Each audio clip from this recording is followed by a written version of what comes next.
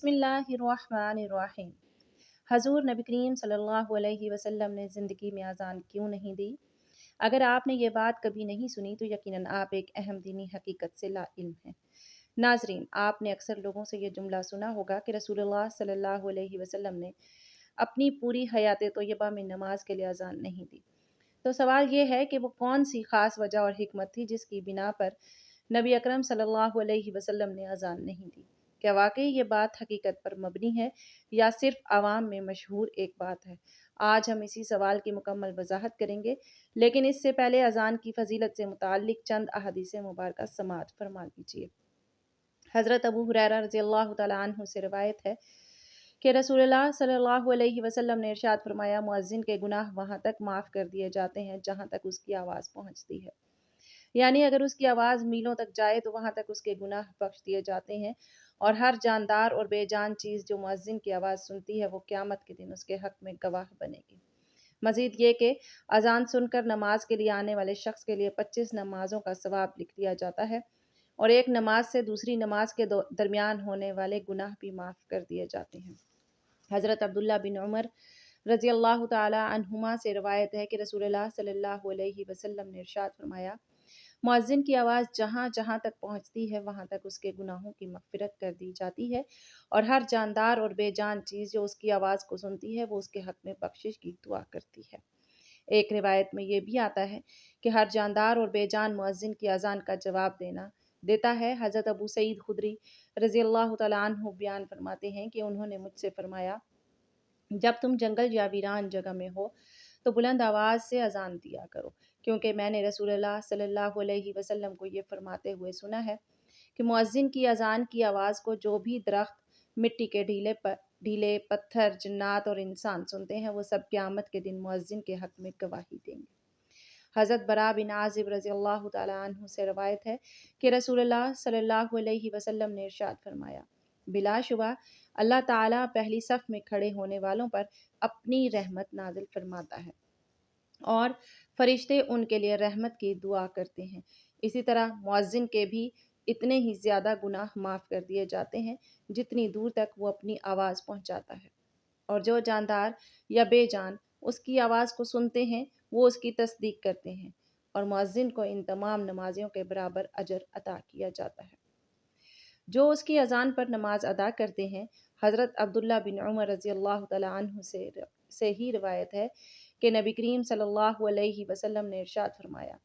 جس شخص نے 12 سال تک مسلسل اذان دی اس کے لیے جنت واجب ہو جاتی ہے، اور اس کے لیے ہر اذان کے بدلے 60 نیکیاں لکھی جاتی ہیں، جبکہ ہر اقامت کے بدلے 30 نیکیاں اس کے نامہ اعمال میں درج کی جاتی ہیں۔ حضرت عبداللہ بن عمر رضی اللہ تعالیٰ عنہما سے روایت ہے کہ رسول اللہ صلی اللہ علیہ وسلم نے ارشاد فرمایا، 3 ایسے خوش نصیب لوگ ہیں جنہیں قیامت کے دن نہ سخت گھبراہٹ کا خوف ہوگا اور نہ ہی فوراً حساب و کتاب پیش کرنا پڑے گا، یہاں تک کہ جب ساری مخلوق اپنے حساب سے فارغ ہو جائے گی تو یہ لوگ مشک کے ٹیلوں پر آرام اور مسرت میں ہوں گے۔ ان میں پہلا وہ شخص ہے جو صرف اللہ تعالیٰ کی رضا کے لیے قرآن مجید کی تلاوت کرے اور اسی نیت سے امامت کرے اور اس کے مقتدی اس سے راضی ہوں۔ دوسرا وہ شخص ہے جو خالص اللہ تعالیٰ کی خوشنودی کے لیے لوگوں کو نماز کی طرف بلاتا ہو، اور تیسرا وہ شخص ہے جو اپنے رب کے ساتھ بھی بہترین معاملہ رکھتا ہو اور اپنے محتاجوں اور زیر کفالت لوگوں کے ساتھ بھی حسن سلوک کرتا ہو۔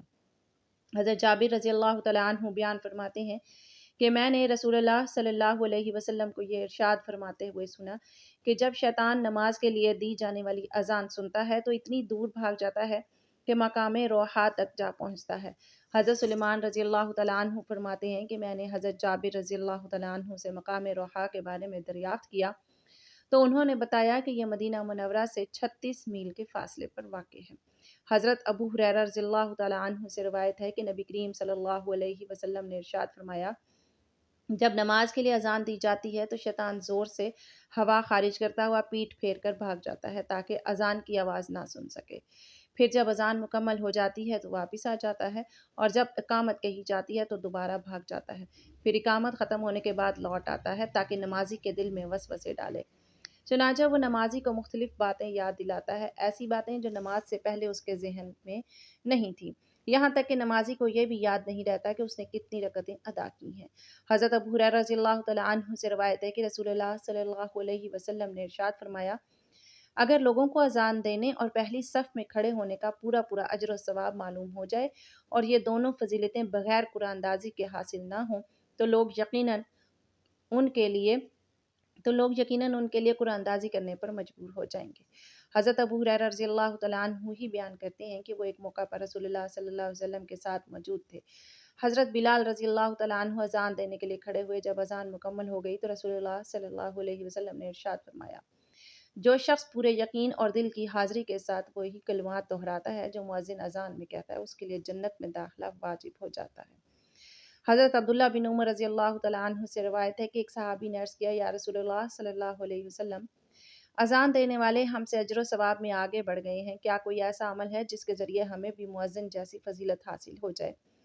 تو رسول اللہ صلی اللہ علیہ وسلم نے ارشاد فرمایا، تم مؤذن کے کہے ہوئے کلمات ہی دہراتے رہو، پھر جب اذان کا جواب مکمل ہو جائے تو اللہ تعالیٰ سے دعا مانگو، کیونکہ اس وقت جو دعا مانگی جاتی ہے وہ ضرور قبول کی جاتی ہے۔ ناظرین، آخر میں یہ بات واضح کر دینا ضروری ہے کہ کیا واقعی نبی کریم صلی اللہ علیہ وسلم نے اپنی پوری زندگی میں نماز کے لیے اذان نہیں دی؟ تو سن لیجئے کہ آپ صلی اللہ علیہ وسلم سے اذان دینا قطعی طور پر ثابت، اور اس میں کسی قسم کا کوئی اختلاف نہیں، کیونکہ سنن ابن ماجہ، سنن ابو داؤد اور جامع ترمذی میں یہ روایت موجود ہے کہ حضرت حسن رضی اللہ تعالیٰ عنہ کی ولادت کے موقع پر نبی کریم صلی اللہ علیہ وسلم نے ان کے کان میں اذان دی۔ البتہ جہاں تک نماز کے لیے اذان دینے کا تعلق ہے کہ آیا آپ صلی اللہ علیہ وسلم نے خود نماز کی اذان دی یا نہیں، تو اس مسئلے میں شروع سے ہی ائمہ محدثین کے درمیان اختلاف چلا آ رہا ہے۔ اس مسئلے میں ائمہ محدثین کی آراء دو حصوں میں تقسیم ہے۔ امام ایاز، امام نودی اور علامہ جلال الدین سیوطی رحمۃ اللہ علیہ کا موقف یہ ہے کہ نبی کریم صلی اللہ علیہ وسلم سے اپنی حیات طیبہ میں کم از کم ایک مرتبہ نماز کے لیے باقاعدہ اذان دینا ثابت ہے، اور ان حضرات کا استدلال جامع ترمذی میں مذکور حضرت یعلا بن مرہ رضی اللہ تعالیٰ عنہ کی روایت سے لیا گیا ہے، جبکہ دوسری جانب علامہ ابن حجر عسقلانی، علامہ زرقانی اور علامہ سہیلی رحمۃ اللہ علیہ کا قول یہ ہے کہ نبی کریم صلی اللہ علیہ وسلم سے نماز کے لیے اذان دینا ثابت نہیں۔ ناظرین، اسلام کے ابتدائی دور میں مدینہ منورہ میں یہ مسئلہ بار بار پیش آتا تھا کہ نماز کے وقت تمام مسلمانوں کو ایک ساتھ کس طرح جمع کیا جائے۔ کبھی لوگ خود اندازے سے مسجد میں آ جاتے اور کبھی ایک دوسرے کو خبر دی جاتی، مگر وہ نظم و ضبط اور شان پیدا نہ ہوتی جو ایک امت کے لیے ضروری تھی۔ چنانچہ ایک دن صحابہ اکرام رضی اللہ تعالیٰ عنہم اجمعین نے باہم مشورہ کیا کہ نماز کے اعلان کا کوئی مستقل طریقہ ہونا چاہیے۔ کسی نے رائے دی کہ آگ جلا کر اشارہ کیا جائے، لیکن یہ یہودیوں کا طریقہ تھا۔ کسی نے کہا ناقوس بجایا جائے، مگر یہ عیسائیوں کی علامت تھی۔ کسی نے سینگ پھونکنے کی تجویز دی، مگر یہ مشرکین کا طریقہ تھا۔ رسول اللہ صلی اللہ علیہ وسلم خاموشی کے ساتھ تمام آراء سنتے رہے، اور آپ کے دل میں یہی خواہش تھی کہ اعلان کا ایسا طریقہ ہو جو خالص مسلمانوں کی پہچان ہو، پاکیزہ ہو اور جس میں توحید کی خوشبو شامل ہو۔ اسی رات حضرت عبداللہ بن زید رضی اللہ تعالیٰ عنہ نے ایک عجیب اور نورانی خواب دیکھا کہ ایک روشن چہرے والا شخص ہاتھ میں ناقوس لیے کھڑا ہے۔ حضرت عبداللہ بن زید رضی اللہ تعالیٰ عنہ نے اس سے پوچھا کہ کیا تم یہ ناقوس بیچو گے؟ اس نے جواب دیا، کیوں؟ تو حضرت عبداللہ بن زید رضی اللہ تعالیٰ عنہ نے فرمایا کہ ہم اسے نماز کے وقت لوگوں کو بلانے کے لیے استعمال کرنا چاہتے ہیں۔ اس نورانی ہستی نے فرمایا، کیا میں تمہیں اس سے کہیں بہتر اور اعلیٰ چیز نہ بتا دوں؟ پھر اس نے آسمان کی طرف رخ کیا اور وہ مبارک کلمات پڑھنے لگا جنہوں نے سننے والے کے دل کو جھنجھوڑ کر رکھ دیا۔ اللہ اکبر، اللہ اکبر، اشہد ان لا الہ الا اللہ، اشہد ان محمد رسول اللہ، حی علی الصلاۃ، حی علی الفلاح، اللہ اکبر، اللہ اکبر، لا الہ الا اللہ۔ حضرت عبداللہ بن زید رضی اللہ تعالیٰ عنہ یہ عظیم کلمات سنتے ہی بے حد متاثر ہوئے اور گھبراہٹ کے عالم میں نیند سے بیدار ہو گئے۔ صبح ہوتے ہی فوراً رسول اللہ صلی اللہ علیہ وسلم کی بارگاہ اقدس میں حاضر ہوئے اور اپنا خواب عرض کیا۔ خواب سنتے ہی حضور نبی کریم صلی اللہ علیہ وسلم کا چہرہ انور نور سے جگمگا اٹھا اور آپ صلی اللہ علیہ وسلم نے ارشاد فرمایا، بے شک یہ خواب حق ہے، تم یہ کلمات بلال کو سکھا دو، کیونکہ اس کی آواز بلند بھی ہے اور دلوں میں اتر جانے والی بھی۔ چنانچہ حضرت بلال رضی اللہ تعالیٰ عنہ کو بلایا گیا۔ جب وہ پہلی مرتبہ مسجد نبی کی بلند جگہ پر کھڑے ہوئے اور پورے وقار اور اطمینان کے ساتھ اذان کے الفاظ ادا کیے تو مدینہ منورہ کی فضا میں ایک عجیب سکوت ٹوٹ گیا۔ گھروں کے دروازے کھلنے لگے، لوگ حیرت اور عقیدت کے ساتھ باہر نکل آئے۔ کوئی آنسو بہاتا ہوا آسمان کی طرف دیکھ رہا تھا کہ یہ کیسی پاکیزہ اور نورانی آواز ہے جو سیدھی دلوں میں اترتی چلی جا رہی ہے۔ رسول اللہ صلی اللہ علیہ وسلم یہ منظر دیکھ رہے تھے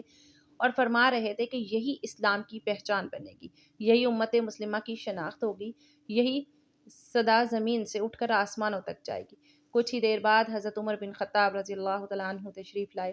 اذان کی آواز سنتے ہی ان کا دل جذبات سے بھر گیا۔ حاضر ہو کر عرض کیا، یا رسول اللہ صلی اللہ علیہ وسلم، میں نے بھی خواب میں یہی کلمات دیکھے تھے۔ تو حضور نبی کریم صلی اللہ علیہ وسلم مسکرا دیے اور ارشاد فرمایا، اللہ تعالیٰ نے تم دونوں کے خوابوں کو ایک کر دیا تاکہ اذان دین اسلام کی وہ دائمی صدا بن جائے جو ہمیشہ آسمانوں کی طرف بلند ہوتی رہے۔ اور یوں اسی دن مدینہ منورہ میں مسجد نبوی کی فضا میں اذان کی ابتدا ہوئی اور قیامت تک ہر بستی اور ہر شہر کا آسمان اسی اعلان سے گونجتا رہے گا، اللہ اکبر، اللہ سب سے بڑا ہے۔ حضور نبی کریم صلی اللہ علیہ وسلم نے اپنی پوری حیات طیبہ میں کبھی نماز کے لیے اذان نہیں دی، بلکہ یہ عظیم شرف آپ صلی اللہ علیہ وسلم نے اپنی امت کے افراد کو عطا فرمایا اور سب سے پہلے حضرت بلال حبشی رضی اللہ تعالیٰ عنہ کو مؤذن مقرر فرمایا، کیونکہ حضور اکرم صلی اللہ علیہ وآلہ وسلم کی شان اور مقام ایسا تھا کہ اگر آپ خود اذان دیتے تو لوگ یہ سمجھنے لگتے کہ یہ عمل صرف نبی کے لیے خاص ہے اور شاید کوئی دوسرا اس کا اہل نہیں۔ اسی حکمت کے تحت رسول اللہ صلی اللہ علیہ وآلہ وسلم نے یہ چاہا کہ اذان جیسی عظیم عبادت قیامت تک امت میں جاری رہے تاکہ ہر قبیلے، ہر علاقے اور ہر نسل کے مسلمان اس عظیم اجر و ثواب میں شریک ہو سکے۔ جب بھی مدینہ منورہ کی فضاؤں میں حضرت بلال حبشی رضی اللہ تعالیٰ عنہ کی اذان گونجتی تو یوں محسوس ہوتا جیسے حضور نبی کریم صلی اللہ علیہ وآلہ وسلم خود اپنی امت کے دلوں میں ایمان کی حرارت اور توحید کی روشنی بھر رہے ہوں۔ بعض علماء نے یہ بھی بیان کیا ہے کہ اذان دینے والے کو نماز قائم کرنے کا فریضہ بھی انجام دینا ہوتا ہے، جبکہ رسول اللہ صلی اللہ علیہ وآلہ وسلم کبھی گھر میں، کبھی مسجد میں اور کبھی سفر کے مختلف مراحل میں نماز ادا فرمایا کرتے تھے۔ اسی لیے آپ صلی اللہ علیہ وآلہ وسلم نے مستقل مؤذن مقرر فرمایا تاکہ نماز کا نظام باقاعدگی سے اور ترتیب کے ساتھ قائم رہے۔ ایک ضعیف روایت میں یہ بھی ذکر ملتا ہے کہ ایک موقع پر حضور صلی اللہ علیہ وآلہ وسلم نے اذان دینے کا ارادہ فرمایا تھا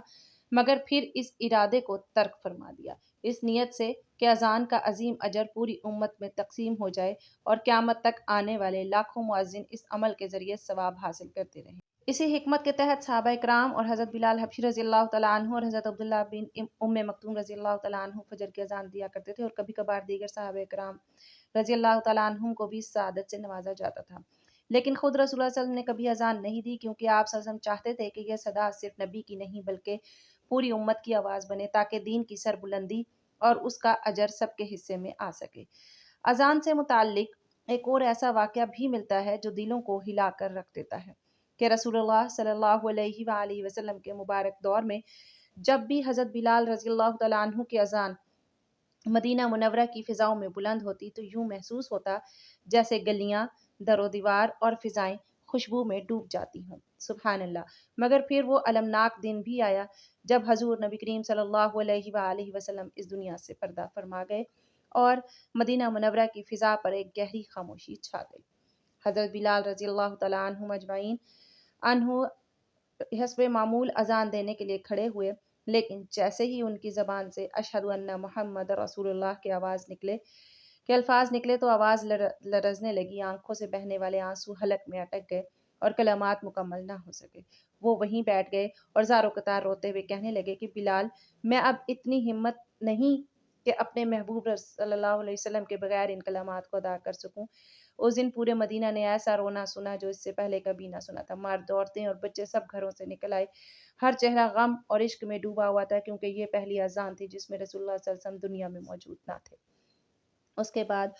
حضرت بلال رضی اللہ تعالیٰ عنہ نے مدینہ منورہ چھوڑنے کی اجازت طلب کی، اس لیے کہ ہر اذان انہیں حضور نبی کریم صلی اللہ علیہ وسلم کی یاد میں بے چین کر دیتی تھی۔ چنانچہ وہ شام چلے گئے اور وہاں جہاد میں مصروف رہے،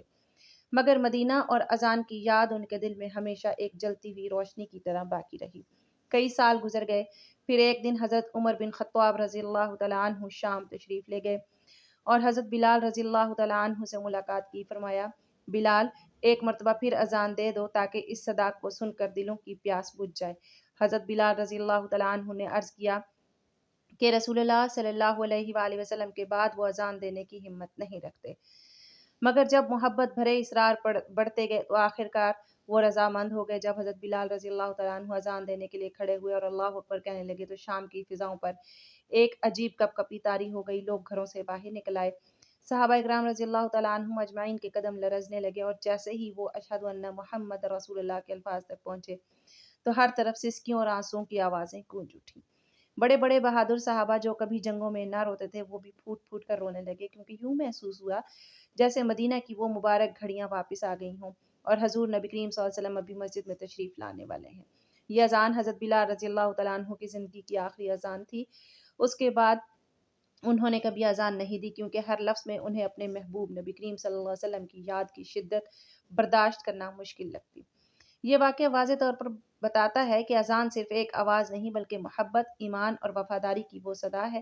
جو دل میں اتر کر روح کو زندہ کر دیتی ہے۔ حضرت بلال رضی اللہ تعالیٰ عنہ اسلام کے سب سے عظیم صحابہ میں سے ایک تھے،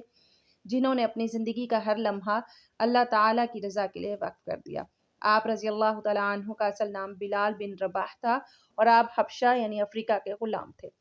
ابتدائی دور اسلام میں جب حضرت بلال رضی اللہ تعالیٰ عنہ نے اسلام قبول کیا تو انہوں نے سخت ترین اذیتیں سہی، کیونکہ آپ صلی اللہ علیہ وسلم کی تعلیمات اور توحید کے پیغام کو قبول کرنا مشرکین قریش کے لیے ناقابل برداشت تھا۔ حضرت بلال حبشی رضی اللہ تعالیٰ عنہ کو ساری شدت اور اذیتیں سہنے کے باوجود اپنے ایمان سے پیچھے نہیں ہٹے اور ہمیشہ اللہ کی رضا کو مقدم رکھا۔ ان کی زندگی کی سب سے مشہور مثال اذان ہے، کیونکہ حضور نبی کریم صلی اللہ علیہ وسلم نے آپ رضی اللہ تعالیٰ عنہ کو مؤذن مقرر فرمایا اور آپ نے اپنے بلند آواز اور دل کو چھو جانے والی اذان کے ذریعے مسلمانوں کے دلوں میں ایمان کی روشنی بھری۔ حضرت بلال حبشی رضی اللہ تعالیٰ عنہ کے اذان کا اثر یہ تھا کہ مدینہ کی فضاؤں میں جب بھی اللہ اکبر کہنے کی صدا بلند ہوتی تو ہر طرف سکون، محبت اور روحانیت کی کیفیت پیدا ہو جاتی۔ لوگ گھروں سے نکل آتے اور ان کے دل ایمان، توحید کی لذت سے بھر جاتے۔ آپ رضی اللہ تعالیٰ عنہ نے اپنی زندگی میں کبھی اذان کی اہمیت اور فضیلت کو کم نہ سمجھا اور ہمیشہ اپنے آپ کو اللہ کی عبادت کے لیے وقف رکھا۔ حضور صلی اللہ علیہ وسلم کی وفات کے بعد حضرت بلال رضی اللہ تعالیٰ عنہ کی زندگی میں ایک گہرا غم چھا گیا، کیونکہ ہر اذان کے دوران انہیں حضور صلی اللہ علیہ وسلم کی یاد آتی اور وہ شدت جذبات میں روتے۔ اسی وجہ سے آپ رضی اللہ تعالیٰ عنہ نے اکثر اذان دینا ترک کر دیا۔ تاہم آپ کی قربانی اور محبت رسول صلی اللہ علیہ وسلم کی شدت کو مسلمانوں نے کبھی فراموش نہیں کیا۔ حضرت بلال حبشی رضی اللہ تعالیٰ عنہ نہ صرف مؤذن کے طور پر بلکہ ایک بہادر اور جرأت صحابی کے طور پر بھی جانے جاتے ہیں۔ آپ نے جنگوں میں بھرپور حصہ لیا، خاص طور پر غزوہ بدر، احد، خندق اور دیگر جنگوں میں اپنے ایمان اور بہادری کا مظاہرہ کیا۔ حضرت بلال رضی اللہ تعالیٰ عنہ کا مقام اس بات سے بھی واضح ہوتا ہے کہ آپ نے کبھی دنیاوی آسائش یا مال و دولت کی پرواہ نہ کی بلکہ ہمیشہ اللہ کی رضا کو مقدم رکھا۔ آپ رضی اللہ تعالیٰ عنہ کی زندگی کا ایک اہم پہلو ان کا صبر اور ثابت قدمی ہے، کیونکہ ابتدائی اسلام کے دور میں اسلام قبول کرنا اور مشرکین کی اذیتیں برداشت کرنا سب سے بڑا امتحان تھا۔ حضرت بلال رضی اللہ تعالیٰ عنہ نے ان تمام مشکلات کا مقابلہ ایمان اور عشق رسول صلی اللہ علیہ وآلہ وسلم کے جذبے سے کیا۔ آپ کی زندگی ہمیں یہ سبق دیتی ہے کہ حقیقی ایمان کا تعلق دل کی خالص نیت اور اللہ کی رضا سے ہوتا ہے۔ آپ رضی اللہ تعالیٰ عنہ کی وفات کی تاریخ مختلف مصادر میں 20 ہجری یا 21 ہجری کے درمیان بیان کی گئی ہے اور آپ رضی اللہ تعالیٰ عنہ مدینہ منورہ میں وفات پائے۔ آپ کی وفات کے وقت حضور صلی اللہ علیہ وآلہ وسلم کے ساتھ گزارے ہوئے لمحات اور قربانی کی یادیں امت مسلمہ کے لیے ایک روشن مثال ہیں۔ حضرت بلال حبشی رضی اللہ تعالیٰ عنہ کی فضائل میں سب سے نمایاں یہ ہے کہ آپ رضی اللہ تعالیٰ عنہ نے اللہ کی عبادت میں خاصیت اور صبر کو اپنا شعار بنایا۔ آپ نے کسی بھی قسم کی دنیاوی تسکین یا خوف سے ہٹ کر ایمان کو قائم رکھا۔ آپ کی اذان جو آج بھی مسلمانوں کے دلوں میں روحانیت کی علامت ہے، ایک زندہ مثال ہے کہ ایمان، محبت رسول اور صبر کیسے انسان کو اللہ کے قریب کر دیتا ہے۔ حضرت بلال حبشی رضی اللہ تعالیٰ عنہ کی شخصیت اور ان کی زندگی کی تمام جہتیں، چاہے وہ ابتدا میں غلامی، اسلام قبول کرنے کا صبر، اذان کی خدمت، جنگوں میں بہادری یا حضور صلی اللہ علیہ وسلم کے بعد اپنی یاد میں رونے کا واقعہ ہوا، سب ہمیں یہ سکھاتی ہیں کہ اللہ کی راہ میں قربانی، صبر اور عشق رسول صلی اللہ علیہ وسلم ہی حقیقی فضیلت ہے۔ حضرت بلال رضی اللہ تعالیٰ عنہ کی زندگی کی یہ خصوصیات آج بھی مسلمانوں کے لیے مشعل راہ ہیں اور ان کی سیرت سے ہم سیکھ سکتے ہیں کہ ایمان کے جذبے، صبر اور اللہ کی محبت انسان کو اعلیٰ مقام عطا کر سکتی ہے۔ حضرت بلال رضی اللہ تعالیٰ عنہ کی زندگی میں ہر عمل، ہر اذان، ہر جنگ اور ہر صبر کا لمحہ اللہ تعالیٰ کی رضا کے لیے تھا۔ اسی وجہ سے اہل علم نے انہیں اسلام کے سب سے عظیم صحابہ میں شمار کیا ہے اور آج بھی ہر مؤذن اور ہر مسلمان کی خدمات، قربانی اور فضائل کو یاد کرتا ہے۔ اور حضرت بلال رضی اللہ تعالیٰ عنہ کی سیرت ہمیں یہ درس دیتی ہے کہ حقیقی ایمان کی قیمت صبر، قربانی اور اللہ کی محبت میں چھپی ہوئی ہے۔ ان کی زندگی کا ہر پہلو، چاہے وہ اذان، صحابہ کے ساتھ جنگوں میں حصہ لینا یا حضور صلی اللہ علیہ وسلم کے بعد احساس غم میں اذان سے رکنا، سب ہمیں یہ سکھاتا ہے کہ ایمان اور قربانی ہمیشہ تاریخ میں زندہ رہتی ہے۔ حضرت بلال رضی اللہ تعالیٰ عنہ کی وفات کے بعد ان کے اثرات اور خدمات آج بھی مسلمانوں کے دلوں میں زندہ ہیں۔ ہر اذان جو آج بھی بلند ہوتی ہے، حضرت بلال رضی اللہ تعالیٰ عنہ کے جذبے، قربانی اور عشق رسول صلی اللہ علیہ وسلم کی یاد دلاتی ہے۔ یہی وجہ ہے کہ آپ رضی اللہ تعالیٰ عنہ کو مسلمانوں نے ہمیشہ عزت اور محبت کے ساتھ یاد رکھا، اور آپ کی سیرت آج بھی ہر مسلمان کے لیے سبق آموز ہے۔ حضرت بلال رضی اللہ تعالیٰ عنہ کی وفات کے بعد بھی ان کی زندگی کا ہر لمحہ، ان کی اذان کی صدا، ان کے ایمان اور قربانی کا سبق آج بھی مسلمانوں کے دلوں میں زندہ ہے، اور یہ ثابت کرتا ہے کہ حقیقی فضیلت اللہ کی رضا اور رسول اللہ صلی اللہ علیہ وآلہ وسلم کے ساتھ محبت میں مضمر ہے۔